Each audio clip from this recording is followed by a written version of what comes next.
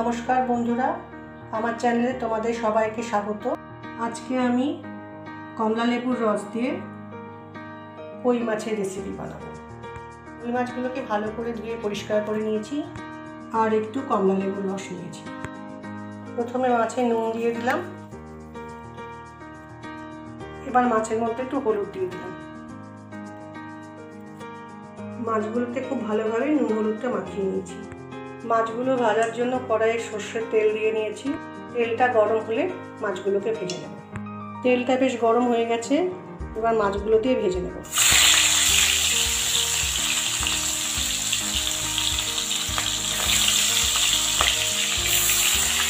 কই মাছগুলো আমি খুব ভালো করে ভেজে তুলে রেখে দিয়েছি।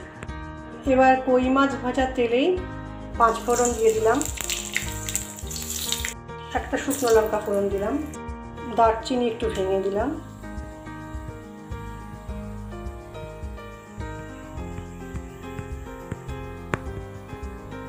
একটা ছোট এলাচ দিলাম। ফোড়নটা খুব সুন্দর করে ভাজা হয়েছে, এবার একটু আদা বাটা দিলাম। আদাটাকে একটু ভেজে নেব। মশলাগুলো ভাজার সময় একটু জল দেব, যাতে মশলাগুলো পুড়ে না যায়। এবার একটু লঙ্কা গুঁড়ো দিলাম, একটু জিরে গুঁড়ো দিলাম, একটু ধনে গুঁড়ো দিলাম, একটু হলুদ দিলাম। মশলাগুলো কিন্তু তোমরা তোমাদের প্রয়োজন মতো দেবে। একটু নুন দিলাম, একটু চিনি দিলাম। আবার একটু জল দিয়ে মশলাগুলোকে একটু ভালো করে কষিয়ে নেব।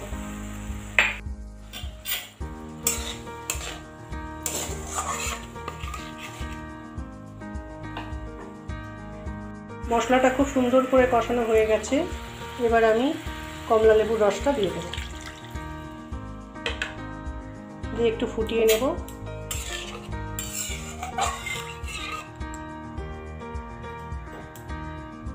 কমলা লেবুর রসটা দেওয়ার পর ঝোলটা ফুটছে, এবার আমি মাছগুলো দিয়ে দেবো।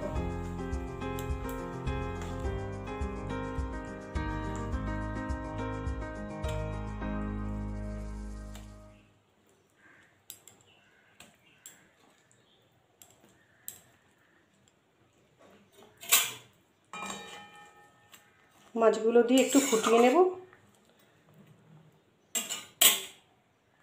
মাছের ঝোলটা ফুটে গেছে, এবার আমি উপর থেকে ধনেপাতা দিয়ে দেবো। ধনেপাতা কুচি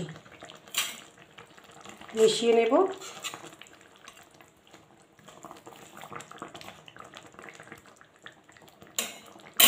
এবার গ্যাসটাকে অফ করে দেবো, রান্নাটা আমার হয়ে গেছে। কমলা লেবুর রস দিয়ে কই মাছের ঝোলটা খেতে খুবই সুস্বাদু হয়। তোমরা যারা বানাওনি তারা বানিয়ে একবার খেয়ে দেখতে পারো। আমার এই ভিডিওটা যদি ভালো লাগে তাহলে একটা লাইক করো আর সাবস্ক্রাইব করে আমার পাশে থেকো। তোমরা যতক্ষণ ভিডিওটি দেখলে তার জন্য তোমাদেরকে আমার অনেক ধন্যবাদ। আজ ভিডিওটা এখানেই শেষ করছি। ফিরে আসছি পরের একটা রান্নার ভিডিও নিয়ে। তোমরা সবাই খুব ভালো থেকো।